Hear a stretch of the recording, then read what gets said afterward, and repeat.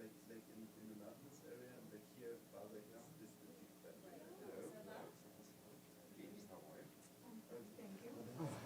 It's freezing in here, isn't it? Yes, it is. Thank you. Lebanon. You missed the diarchy yesterday. Really? I didn't Yes, see that. there was the questions. San Marino paid, and I said it's one of the 2 European diarchies, and you weren't there. Oh, sorry, I skipped you yesterday. Benno, you see? You still have hope. There's one diarchy left which needs to pay. I don't tell you what it is. Exactly. That'll be your secret answer. We have another good quiz for you today. So anyway, speaking of money, let's start with money.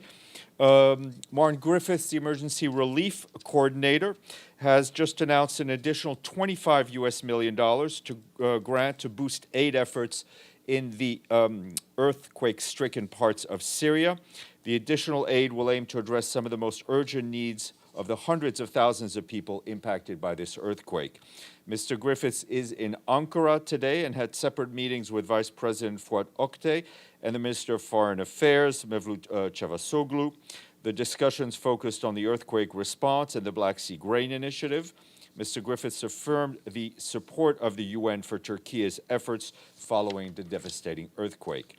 Mr. Griffiths also visited the Disaster Management Agency's National Disaster Management Operations Center, where representatives of the Turkish government, national and international NGOs, the United Nations, and others are based to support the government's coordinated response efforts. The UN disaster assessment coordination teams are also embedded in that center to strengthen the coordination and support the Turkish authorities. Mr. Griffiths also met with the head of the National Disaster Agency, Governor Yunus Sezer. On the ground, we are continuing to mobilize emergency teams and relief operations. Some 130 international urban search and rescue teams are working in the earthquake-impacted areas of Turkey. Another 57 international search and rescue teams are on their way.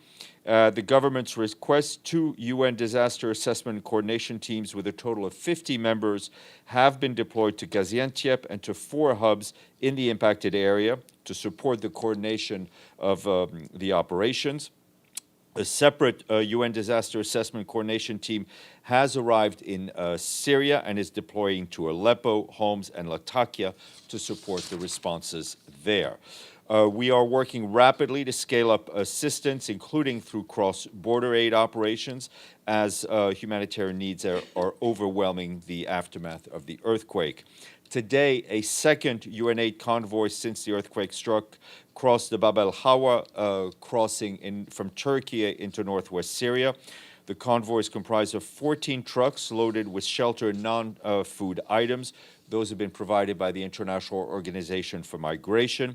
Humanitarian organizations are supporting the immediate response efforts in Syria, including the provision of food and non-food items, potable water, medicines, first aid, trauma care, dignity kits, and other protection interventions.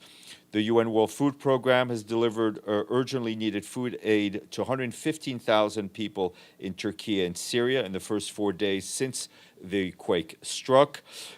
Distribution is ongoing. The World Health Organization, for its part, delivered 72 metric tons of trauma and emergency surgery supplies to both countries to support the ongoing response efforts.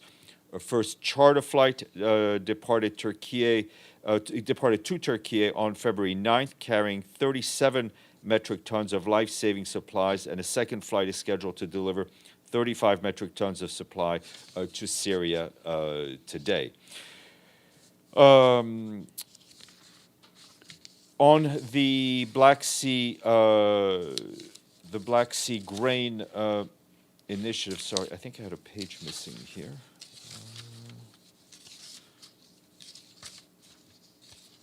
Okay. On the Black Sea Grain, this just in.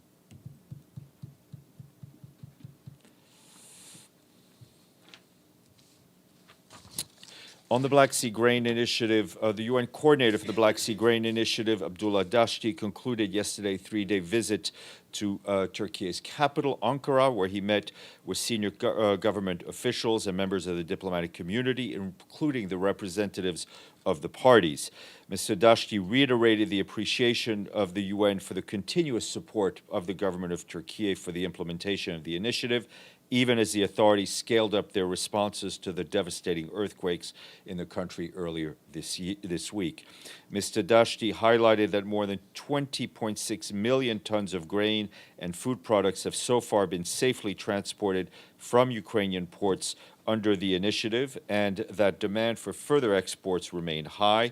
He also noted that the initiative continues to help bring down global food prices after the record high of 2022. The UN coordinator emphasized that the extension of the initiatives beyond 18 March would allow for the considerable achievements to date to be further built upon. He noted the work taking place in Istanbul by the Joint Coordination Center has implications for food security of many millions of people all around the world, and is essential that we all do what we can to ensure that this initiative continues. Mr. Dashti also emphasized that the initiative allows for the export of fertilizer from Ukrainian ports, including ammonia, and highlighted ongoing efforts by the UN to facilitate those exports. He noted that both grain and fertilizer are urgent and critical to comprehensively address global food insecurity. I also have a trip announcement.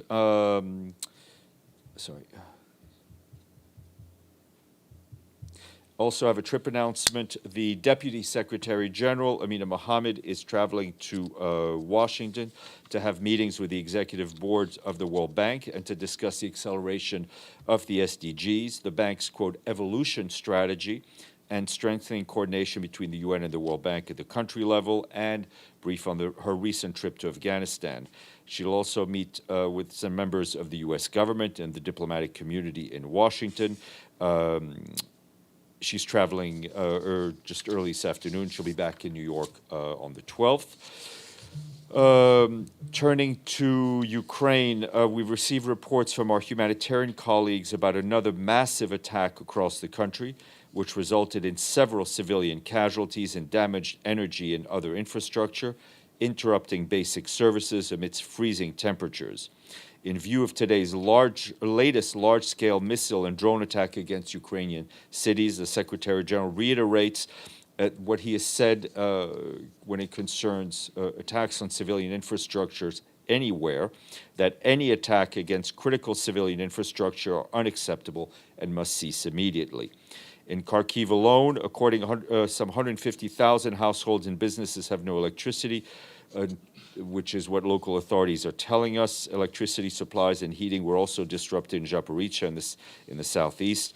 The city suffered one of the most intensive attacks, which damaged emergency infrastructure and other premises, according to city administrators.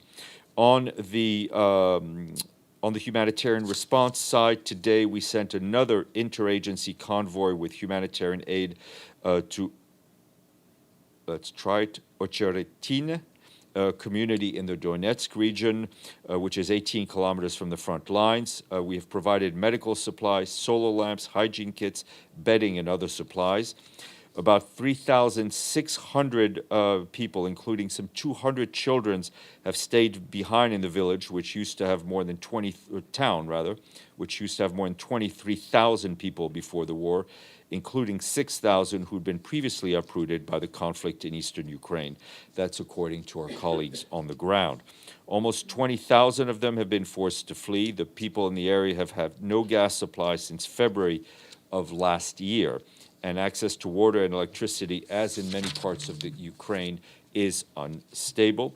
The lack of transport is also impacting access to health services. There are also a number of small communities in similar conditions.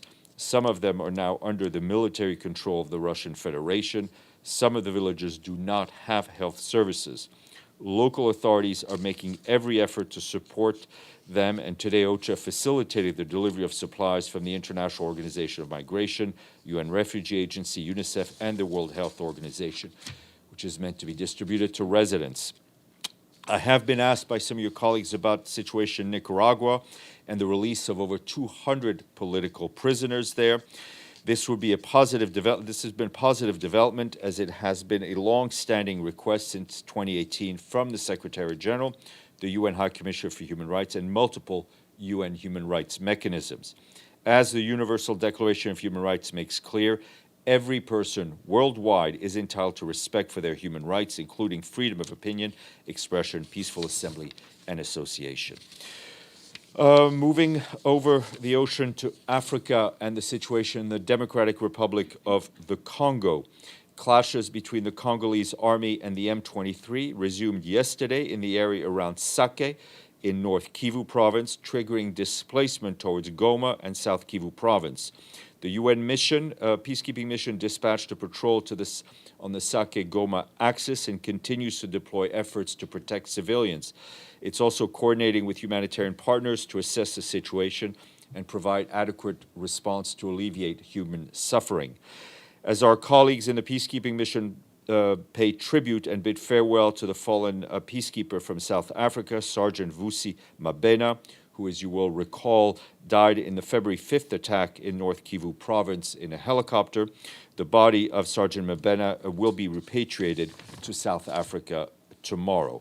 Meanwhile, our high-level delegation met yesterday in Kinshasa with the country's Prime Minister, Jean-Michel Samalukonde Kyenge.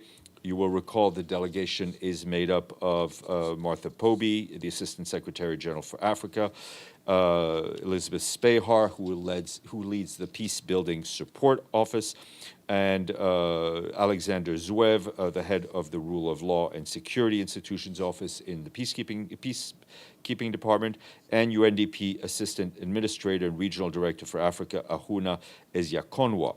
Their discussion included priorities such as the National Disarmament, Demobilization, Community Recovery and Stabilization Program, as well as regional initiatives, which include the Luanda and Nairobi processes, aimed at de-escalating tensions and pacifying the eastern part of the country, and UN support for upcoming presidential elections.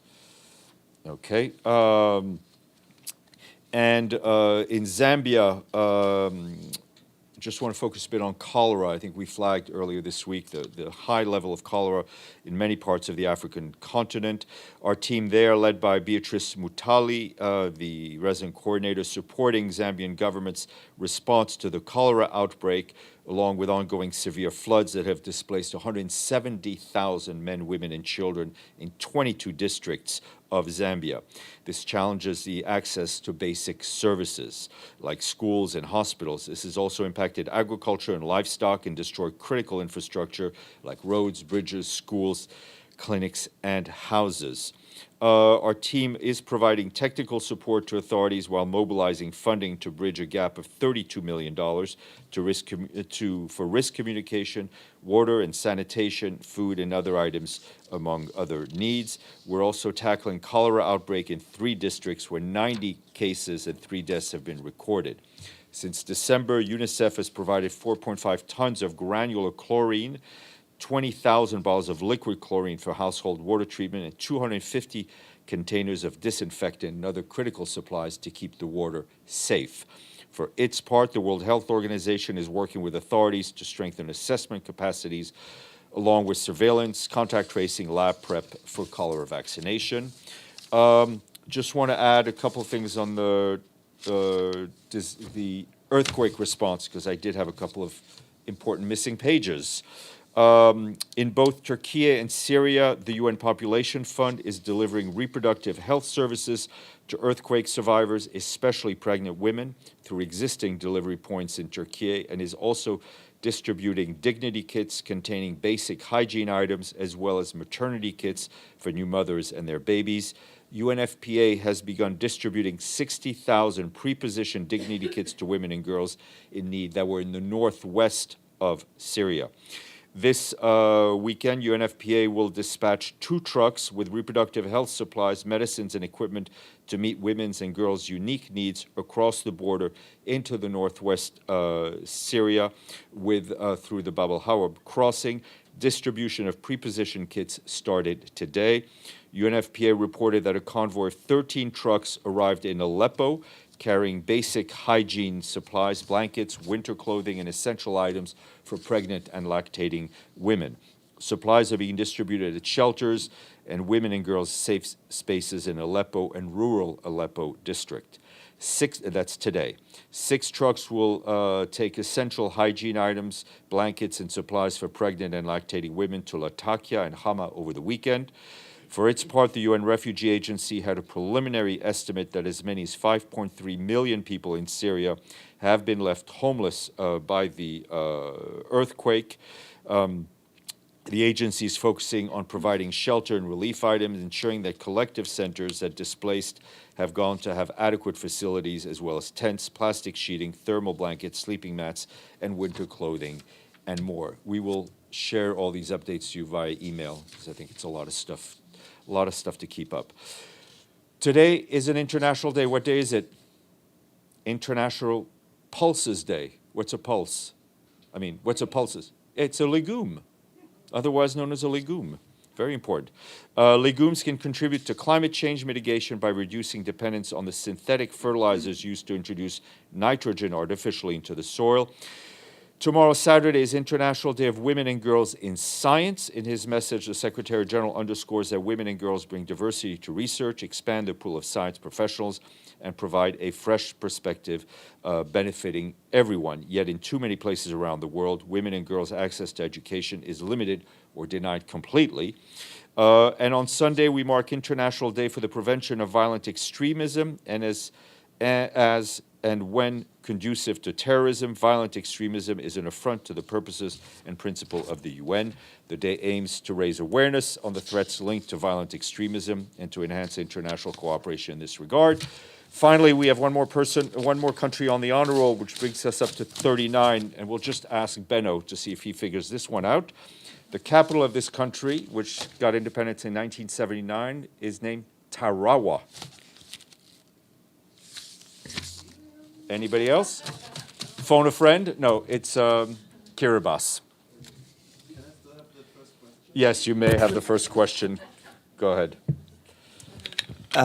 Thank you, Steph. Martin Griffiths will go on the weekend, I guess, to the earthquake territory, to Turkey and Syria. When is he supposed to come back to brief the Security Council? Well, he may.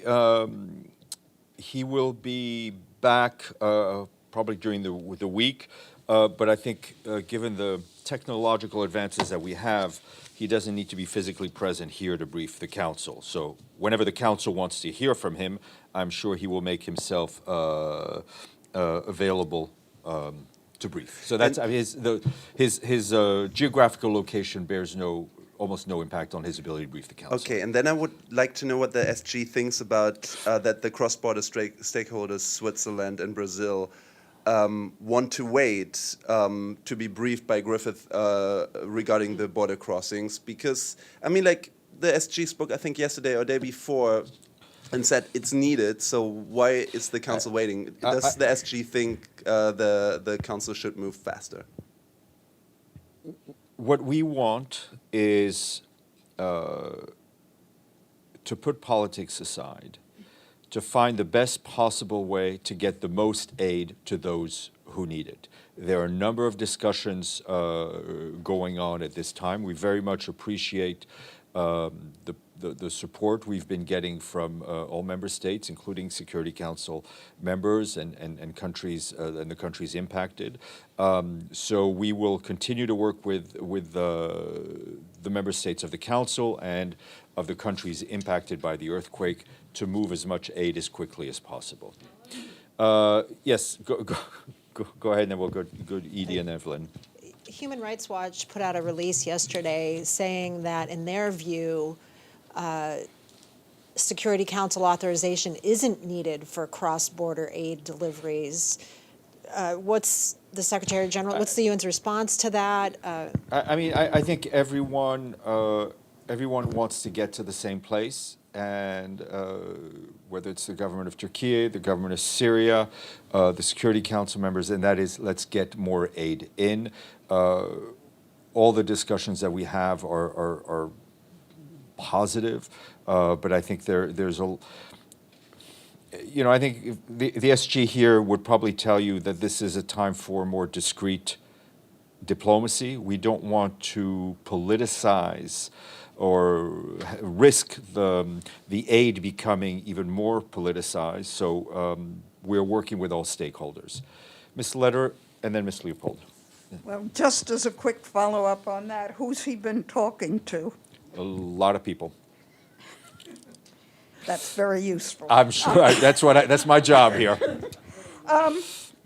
On a couple of follow-up questions, on the $25 million that Martin Griffiths Yeah. just announced, is that for Turkey alone, or is that for Syria. Turkey and No, Syria? it's for Syria.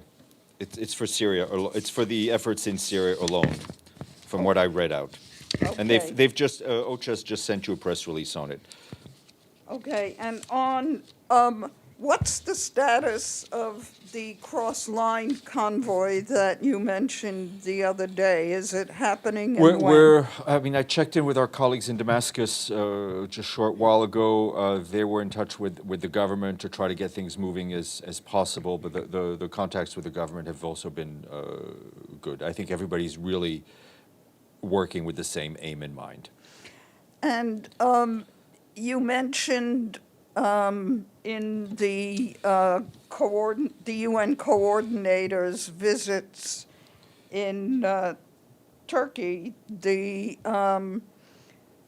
importance of getting Russian fertilizer shipments moving. Is there any update? Is anything positive happening? Well, the positive thing that's happening is that Rebecca Greenspan and her team continue to be fully engaged, talking with all the relevant stakeholders to try to smooth the way to ensure that this can be done, because it is a part of the agreements that were signed, and it is critical for our efforts to fight global food insecurity. And just one other follow-up on the safer tanker. Any movement there? Mr. Gressley, I think, will be here next week to brief you, if I'm not mistaken. Ms. Leopold. Thank you, Steph. I'm a bit confused. Can UN and other convoys get into Syria, into areas that are against President Assad, Well, Aleppo and others? Well, we're through the northwest, through the Bab al-Hawa border crossing and through cross line. So there are two ways to get into non-governmental controlled areas. And then there's a constant reference to the Security Council having to have another cross-border resolution. It's not the whole council, is it? We're talking about vetoes. Is that a statement or a question? Question. I'm not going to speak to that. All right. Well, to say that I think we're having very encouraging discussions with various member states. Morad. Thank you, Stephen. Yeah, sorry. Hold 2 seconds. Go ahead, Evelyn. Finish up. In Nicaragua, was the United Nations at all involved, or is it No, ma'am. just USA? No, ma'am. Morad.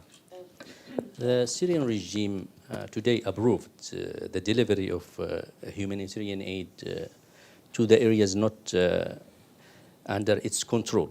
Have you received any letter from the regime on that regard, any clarification if that includes the cross-border?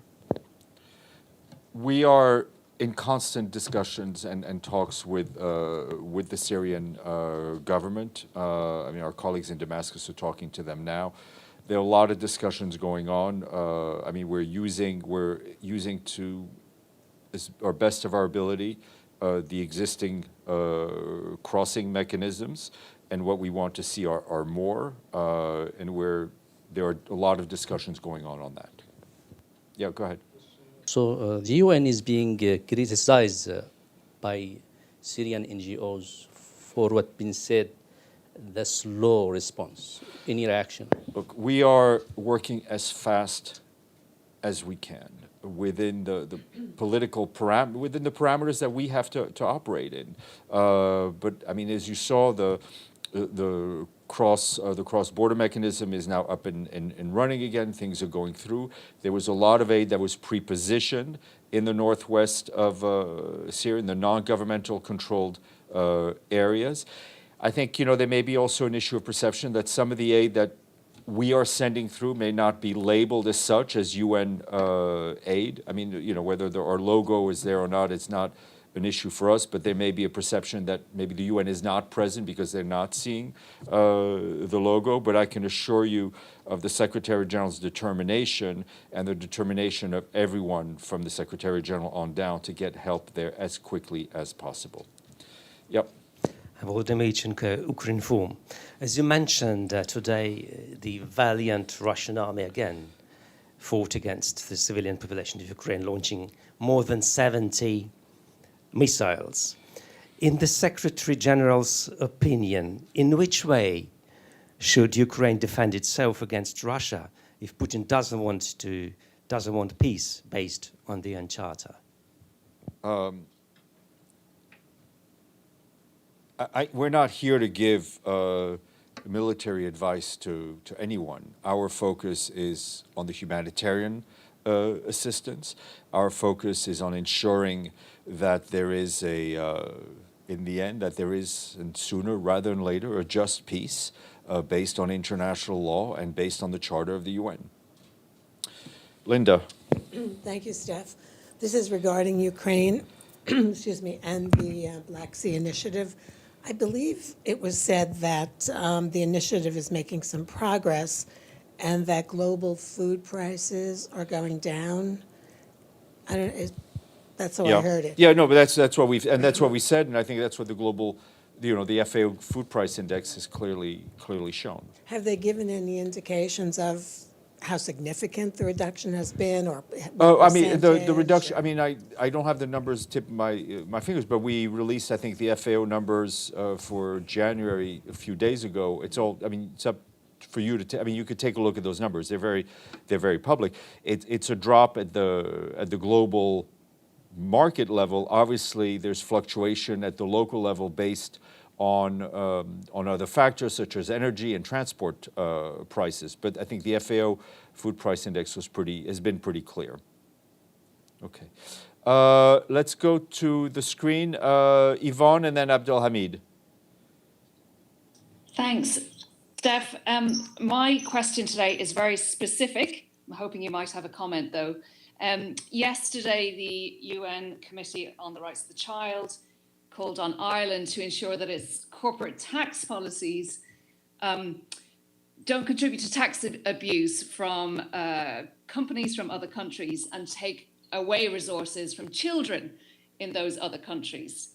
Does the Secretary General have a comment about Ireland's tax policies and this possibility of what's called corporate profit shifting? That is the definition of a very targeted and specific question. One that I try to be able to answer one or two questions on a number of issues, but I would not know where to start. The Committee of the Rights of the Child is a member state body. It's independent of the. I mean, it's a treaty body, if I'm not mistaken. It's independent of the Secretary General. So we have no comment on what they're doing, and I literally know nothing about Irish tax policy or the tax policy of many countries, except for the ones I pay tax in. Okay, Abdelhamid, maybe you can offer a slightly more general question. Thank you. In fact, Murad Hashim asked one of my questions. My second issued by Tor Winsland condemning Palestinians for the attack on settlers. He mentioned that it's settlement, remote settlement, and he mentioned that they are settlers. And in East Jerusalem, he went to say that, East Jerusalem, and it's a settlement. And UN recognizes that settlements are illegal, and those who live in the settlement are supposedly, according to UN, are illegally there. Why he rushes to condemn that attack? But when Israel kills Palestinians, he is very reserved with his language. I think, Abdelhamid, you can qualify it as much, whichever way you want. When I think we have all been very clear on condemning the deaths of the cycle of violence, the deaths of civilians, and I think especially in this case when it involves a child, and we have done the same when it involves children are children regardless of where they are. So I will leave you to analyze and interpret what has been said. Ibtisam. Thank you, Steph. I want to follow up on Murad's question regarding critique on your the way UN is operating in North Syria. I think part of the critique was also has to do with the rescue efforts, and people on the ground, the white helmets and others, are saying that the UN doesn't have a team. So my question is, or they didn't see any aid in this regard. So my question is, does the UN have, to start with, any teams that work on rescuing people from when there is like an earthquake? Yeah, the work of the actual search and rescue and teams, the teams that you see going out, the UN does not have its own teams. What we have are we have a coordination role through the UN, through our disaster assessment and coordination teams. And those have been deployed to Türkiye. They've been deployed to parts of Syria. We have certification processes through which we certify or classify international search and rescue teams to certain standards, but we do not have that capacity in-house of actually having search and rescue teams. Okay, thank you. Okay. Any other questions? Okay. I will see you when? Monday. Monday. Yep.